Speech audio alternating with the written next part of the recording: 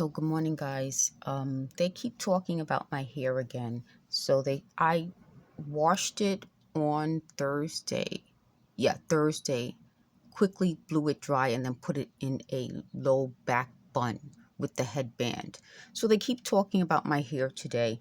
They seem to be, I'm going to try to tell you, I said I was starting a new series where I talk to you about their personality assessment. I always tell you that I find them to obsess over certain things. To me, they have psychological issues.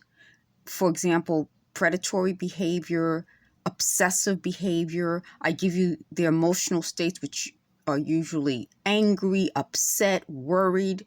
So I don't think they're normal in terms of how they are psychologically.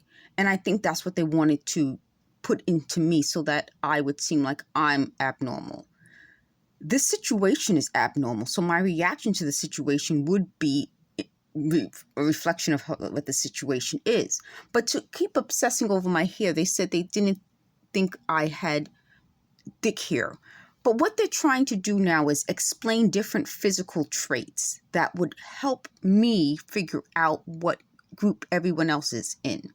I've said repeatedly, and I think you guys who have seen some of my videos, no, I'm not interested. I'm just not. I would not spend my time doing these things. And I find putting your hair texture in a certain group, which means you're with that group and you're that race. If a black person is black, you're black.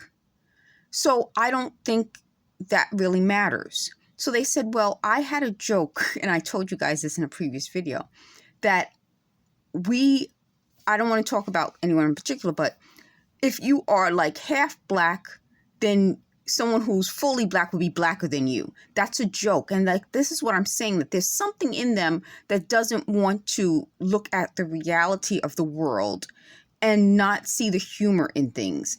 I think what's so good now is that people are beginning to look at the world not just as a segment, like the United States black population or the African black population, but the population of people on a whole on Earth. And when we do that, we realize that even though we can all be black, we can all look different. I've seen white people who I thought were black. Like, seriously, like, I'm like, that's a black person. That's not a black person. But then a lot of them tend to be part black.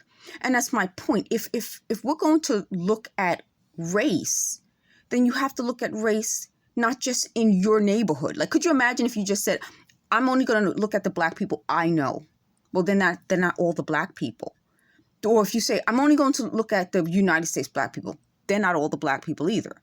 Well, I'll ignore this group of black people because that's complicated. Why?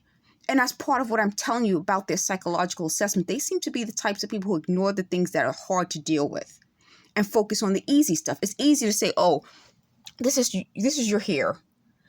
And, oh, this is your nose. Oh, these are your lips.